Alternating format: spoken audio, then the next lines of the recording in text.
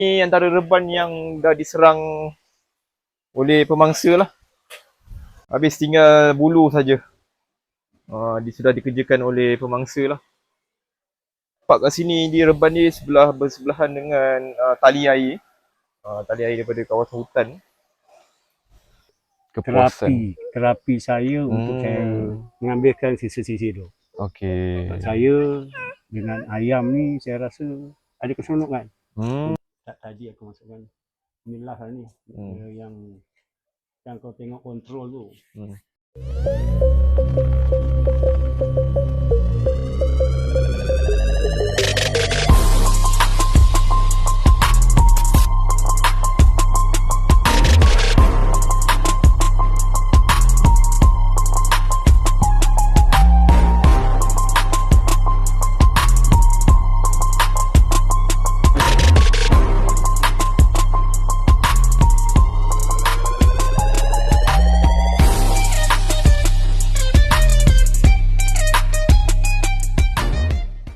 Assalamualaikum dan selamat sejahtera kepada saudara-saudari. Alhamdulillah bertemu kembali kita di episod kali ini di tahun baru tahun 2026.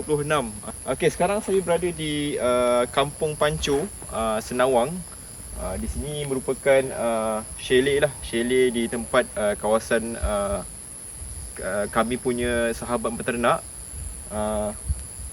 Di samping chalet yang ada di sini ada juga kolam ikan dan ternakan ayam. Okey, apa yang saya nak share pada episod kali ini adalah di mana kami punya rakan peternak ini merupakan seorang bekas guru yang sudah pencen, yang sudah bersara. Kami diberitahu bahawa beliau punya ternakan sudah beberapa ekor sudah dibunuh oleh pemangsa lah, berbagai jenis pemangsa lah.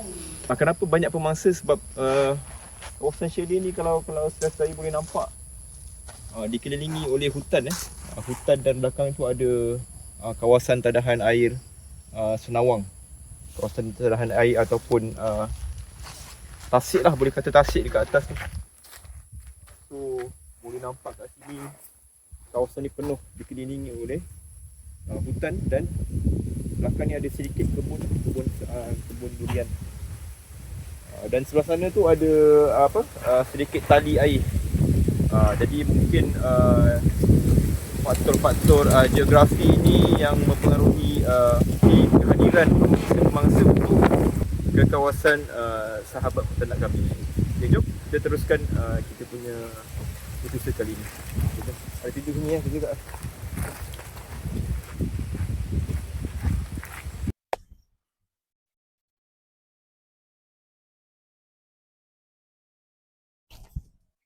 Tu boleh nampak ada beberapa buah chalet kat situ. 1, 2, 3, 4, ada 5 chalet. Mancing lah. Siapa yang nak menempah chalet tu, sambil-sambil tu boleh memancing kat sini. Ada banyak ikan dalam ni. Ada banyak ikan. Tengok tu, ikan besar tu. Ada tilapia,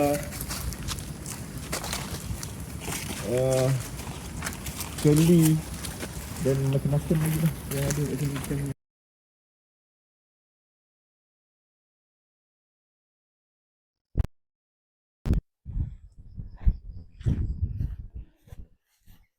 Ni antara reban yang dah diserang oleh pemangsa lah. Sebelum ni ada berapa ekor ya ni? 40 ekor.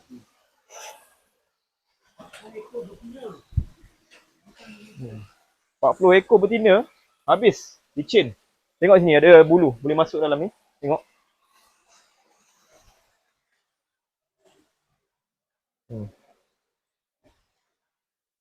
Habis tinggal bulu saja. Sudah dikerjakan oleh pemangsa lah. So boleh nampak kat sini di reban ni bersebelahan dengan tali air. Tali air daripada kawasan hutan. Jadi kita boleh nampak kat sini BRC kat yang nipis macam ni saya memang tak recommend langsung lah untuk orang guna. Tengok pemangsa masuk melalui sini. Di kawasan sini lah dia masuk kan. Dia koyakkan je. Sebab dia nipis. BRC ni. 40 ekor habis semua. Semua mati 40 ekor.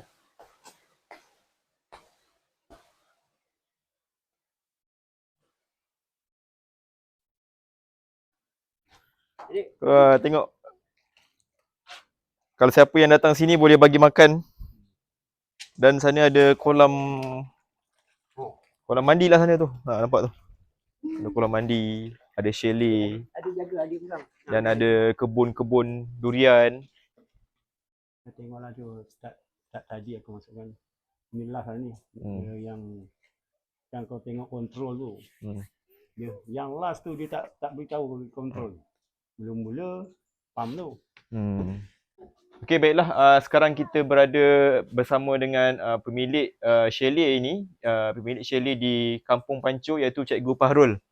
Merupakan pemilik di chalet ini dan beliau akan kongsikanlah pengalaman sepanjang beliau menternak dan pengalaman yang amat pahit lah yang telah beliau hadapi. Assalamualaikum, saya pesara cikgu yang sudah 4 tahun. Pesara lah. Jadi sebelum ni saya jadi cikgu di sekolah rendah SK Paroi. Jadi sebelum saya pesara, saya memang ambil satu tanah ni untuk nak dijadikan sebagai mengisi masa saya bersara nanti. Saya pun dah mula 2 tahun sebelum saya bersara. Jadi saya buat benda ni dan saya buat sendiri. Sebenarnya bangunan yang ada ni adalah hasil usaha saya selama 4 tahun itu sebabnya sampai sekarang belum siap lagi. Nak dikatakan siap saya tak tahulah. Tapi inilah kerja saya yang saya 4 tahun ni memang alhamdulillah saya ada aktiviti yang saya rasa menenangkan jiwa. Dan satu lagi saya dapat, mula-mula saya nak bela itik. Mula dengan itik dulu lah. Mula dengan itik. Okay. Tapi itik ni pun saya rasa menyusahkan saya. Sebab saya tak suka membela yang menyusahkan saya. Lepas tu saya pergi ke ikan. Okey, ikan. Sekarang ni ikan tu saya mula-mula bela.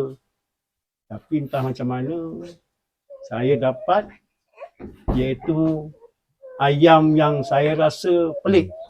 Oh, pelik. Okey, cikgu. Boleh ceritakan sikit tak apa sebenarnya yang telah berlaku lah yang dekat tempat kawasan cikgu ni? Ini kawasan kalau ni kan kawasan hutan. Jadi kita pun tak tahu apa resiko dia. Macam saya baru lagi. Saya tak ada langsung pengalaman. Jadi mula-mula saya buat di rumah. Saya tak bawa kemari. Broder dia ada tu. Yang asal dia saya buat kat rumah sikit-sikit. Okey. Lepas tu bila dia dah besar, saya buat reban yang di belakang tu. Itulah mula-mula reban. Yang dekat tepi tu, tali air tu. Tali air tu. Yang itulah saya rasa saya dapatlah yang 8 ekor tu. Saya bela. Lepas tu kita pun tak tahu. Benda tu 8 ekor tu saya rasa seronok sebab dia bertelur, dia menjadi. Saya yang pertama tu Rhode Island lah. Rhode Island. Bakar Rhode Island. Rhode Island tu adalah salah satu yang saya rasa jadi minat saya untuk nak menternak lagi lah. Menternak, tak ada nak menternak terus tu. Ada. Okay. Tu yang saya cuba ambil Lat Sunset. Lepas tu BPR. Itu semua dah ada dalam saya punya. Tapi saya lebih seronok Rhode Island dia. Okey. Sebab Lat Sunset ni saya dah cuba memang semuanya mati. Tak ada yang hidup. Tak rasak lah anak dia. Saya rasa pun tak tahulah orang lain boleh hidup kan. Saya tak boleh. Jadi saya rasa nak macam mana. Tapi Rhode Island tu makin lama makin tambah. Okey. Sehinggalah saya boleh kumpul anak dia dalam 40 ke 50 ekor. Induk. Sebab saya biasa dia saya akan kumpulkan sebab dia ada 4 ekor. Jadi saya tetaskan daripada 4 seminggu tu 4 betina. 4 betina tu saya kumpulkan, saya dapatlah satu dalam Sampai Satu season 20. Saya Okey. dapat anak yang ke-6 ke-7. Itu yang boleh dapat 40 ekor tu, yang anak pertama kedua. Okey. Yang itu saya besarkan, alhamdulillah memang menjadi. Ya. Tapi entah macam mana dalam proses tu adalah serangan. Mula-mula saya tak tahu, seekor 2 ekor je mati. Tapi memang diserang oleh, saya rasa Ular. tedung. Tapi saya dapat ular tedung tu, saya dapat matikan lah. Okey, dapat bunuh lah. Season yang kedua, dia diserang, tak tahu saya, dia jenis yang mati. Tapi tak diusik daging. Oh, dibunuh datang sekadar bunuh je. Dia sebab saya ada 2 sangka. Yang satu sangka tu memang jadi saya pun kutip lagi anak yang ke season yang keempat. Sebab saya ada 7 season. Jadi saya berteduh, entah macam mana satu hari tu saya dah kutip telur tu hampir, saya rasa satu hari tu saya ingat boleh dapat 20 biji. 20 biji. Ya, 20 biji ke 25 biji. Sehari ya? Sehari. Dengan 40 ekor induk tu. Oh, banyak. Yang saya pergi ambil brooder yang besar. Okey. Tapi datang brooder yang besar tu, besok dia diserang oleh saya tak tahu binatang tu. Tapi habis semua mati dan isi-isi dia banyak yang terompak. Dia ambil isi dalam semua. Jadi tapi 40 ekor tu licin semua. Binatang jenis apa tak tahu yang jenis saya tak pasti. Bercepelai ke kayaknya? Tak tahu lah. Yang makan isi dalam ni. Tapi kat sini memang kalau nak ikutkan binatang-binatang buah ada. Ya. Banyak macam-macam jenis pemangsa. Jadi pemangsa, saya pun tak tahu pemangsa. Orang kata ada yang memerang, ada yang biawak. Biawak kat sini ada. 3 ekor besar macam buaya. Ada kat sini tu. Macam komodo lah. Komodo tu memang makan ayam. Satu lagi yang hitam tu pun ada kat sini. Harimau kumbang. Harimau kumbang. Yes. Kat sini pun ada. Sebab ada memang... kes. Oh, ada kes? Ada kalau kes dia tu. Tak pandai cik makan sendiri. Lekas Pemandu lori tu. Lekas ke? Ini sekarang ni dia tak ada, jalan pantai. Oh, jalan pantai. Okey. Yang pemandu lori jumpa. Itu belakang ni. Memang kawasan dia. Dah macam mana dah tak seronok. Tak jadi pula. Suatu hari diserang oleh anjing. Yang Anjing season pula. yang keempat yang kat atas tu, satu set bila habis. Termasuk BPR. Pada masa tu BPR dah menghasilkan telur. Itulah pengalaman. Tapi sekarang ni okey kot. Kau pun dah apa ada telur, kau pun rasa mungkin boleh balik lah. InsyaAllah boleh. Jadi sekarang ni boleh saya pakai ni ada dekat 40 ke 50 ekor. Umur seminggu, 2 minggu, 3 minggu dan ada yang sebulan setengah.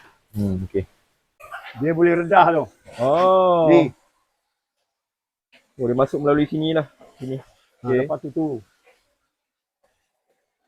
Lepas tu atas tu lubang bawah tu. Ini satu lagi ni. Dia masuk dari sini ya. Padahal ada jaring ni. Okey. Ada jaring? Jaring apa? Ni jaring yang saya letak ni. Yang luar ni? Dia kena guna G17 juga juga.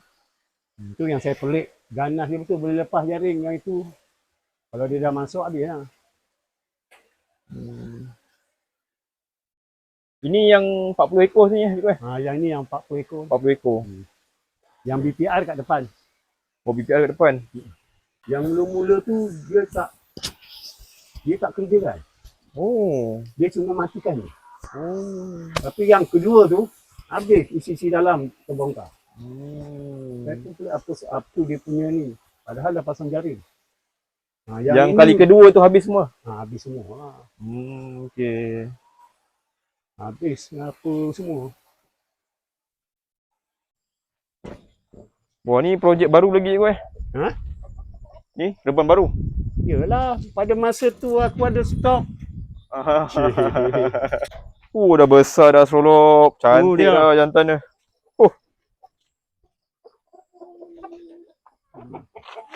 Nampak tu ada Astrolog white tu. White Astrolog pun ada. Nak apa join Tengok. venture dengan Dafi. Tu nampak ada white Astrolog. Tu saya buka ni tu. Ni black Astrolog. Nampak tu ada blue. Dan paling rare tu nampak tu ada white Astrolog. Dia muda lagi lah. Yang dah matang ni black Astrolog ni. Dah bertelur je, Go? Ha? Dah bertelur dah? Black? Belum. Sikit masa lagi ni. Tunggu masa dah bertelur ni, Go? Ya. 17. 25 lah. 25 25 ekor. So ada 25 ekor Rhode Island yang tinggal. Daripada sebelum ni berapa ekor? 40 Kalau nak ikut kan campur 40 campur ni. Oh, 65. 65. Sebab saya ada Total semua 65 ekor. Saya ada 7 ke 8 sesi yang ni. Yang tu yang lain, yang terakhir tu lah dia. Yang 12 ekor tu. Body jantan ni cantik tu. Yang ni yang tinggal nasib baik ada ni. Boleh lah layan lagi. Tapi saya tak apa. Dia punya isi tu. Tinggal nak apa menetaskan je lah. Masalah. Tapi takat ni okey tu ada. Okay, baiklah. Saya ucapkan terima kasih lah kepada cikgu dan saya berharap cikgu tabahlah dengan ujian yang cikgu hadapi dan jangan berhentilah untuk berternak. Teruskanlah berternak. Okay, saya dah okey dah tu. Saya sebenarnya tak mengharapkan keuntungan. Okey. Saya nak sebagai Kepuasan. terapi saya untuk saya mengambilkan sisi-sisi tu. Okey. Saya dengan ayam ni saya rasa ada keseronokan. Berbanding dengan kambing lain. Sebab saya memang tak fikirkan keuntungan. Saya terus terang saya kata saya bukan memikirkan. Saya bela ikan ni pun tak ada. Saya tak fikirkan orang kata jual lah ikan tu. Saya tak suka. Saya suka. Tapi kalau ada rezeki macam saya berkawan dengan korang. Jadi korang pula tu mengambil peluang untuk nak pasarkan saya punya. Saya okey je. Okey. Yang penting mungkinlah selepas ni saya tak beli lagi makanan ikan. Ya, makan betul. ayam. Betul. Sebab dah ada sumber tu. Tapi saya terpulang.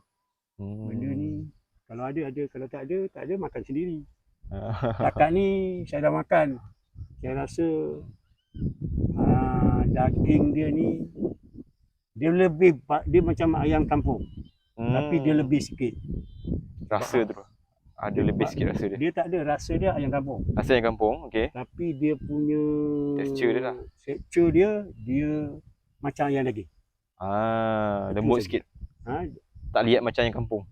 Dia tak, dia liat juga. Tetapi okay. dia basah macam kalau ayam kampung, dia kalau kita masak dia jadi padu.